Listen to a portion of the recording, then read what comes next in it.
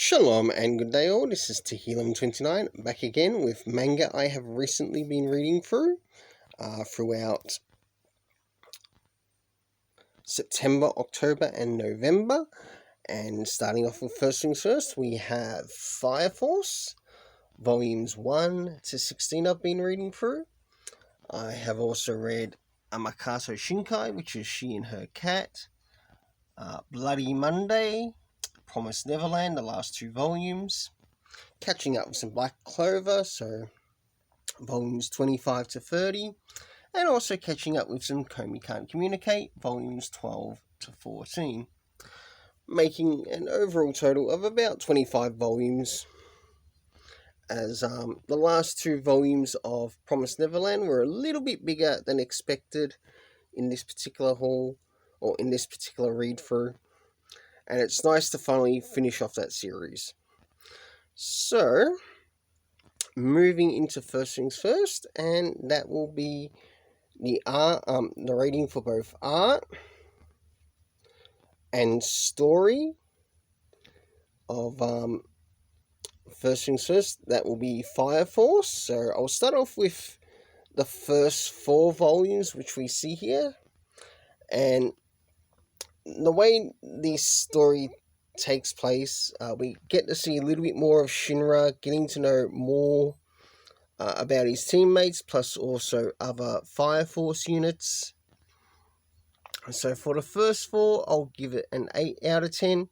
Moving into the next 4, we actually start to move into learning about basically some of the members that make up the opposition, to which we learn about the Evangelist, and also there's also an encounter with someone who calls himself the Joker, which isn't like the DC Comics Joker, a completely different. So in other words, he's sort of like a wild card character of sorts, because you don't know what he's going to do and what information he has. As things advance, for those 4, also an 8 out of 10, and that includes both art and story. Moving into the last volumes that we see here, 11 to 16. As the story advances, they start to learn more about the pillars and also some other stuff that happened in the story. And I must admit, I know I've watched the animated series, and I'm quite surprised as to how much the animated series did actually cover from the manga, but also didn't cover from the manga, because there were some little parts, especially in the second season, which really needed to be there, and I ended up finding them within these last volumes, or these volumes of 11 to 16, and seeing it was missing, it was personally enjoyable for myself to read through those missing parts. And 8.5 out of 10. Moving into Makoto Shinkai's She and Her Cat, the way that this story takes place, it feels like it takes place after the She and Her Cat movie, and it sort of like works on a bit of a sequel to what actually happened in that story, because you get to see her finding the new cat. The main character is actually a little bit older when she finds the cat, but you never really get to see anything in relation to the character when they were younger, where the animated movie actually does cover that, but in this one, it actually takes place, it feels like it really takes place after that story. To which I give it a 7.5 out of 10. But it was also nice to see a journey of a new cat in this character's life. Bloody Monday, I've heard that this is meant to be very similar to Death Note, and it's got some very interesting story plots, especially within the first volume. I'd love to get a hold of some more of this. I managed to get a hold of volume 8, but I think there's a rough guess, maybe up to 12 volumes to this series. I could be incorrect. If you happen to know anything more about this series, or maybe even somewhere I could get it here in Australia, I'd love to collect more of it. So for the first volume, because I know I managed to get a hold of Volume 8, and I'm not going to read Volume 8 until I get more volumes that I actually need to the series. But for the first volume, a 7.5 out of 10. Definitely enjoyed the art as well as the concept of the story. Moving into the next thing, and that is The Promised Neverland. And it's nice to finally finish off this series, even though it only had 20 volumes to the series overall. We finally get to see what happens with Emma, Gilda, and the rest of the members that make up the family, Norman, and also what happens at the end.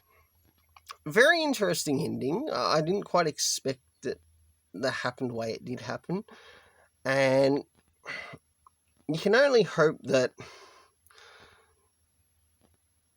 I noticed second season for Promised Neverland in the anime wasn't very promising. But I think if they worked on adapting the end, they might actually gain some more viewership, but they might want to recorrect the second season. Especially of the many things that were missing in it. And for the rating of that series, of these last two volumes, I'll give it a 7.5 out of 10.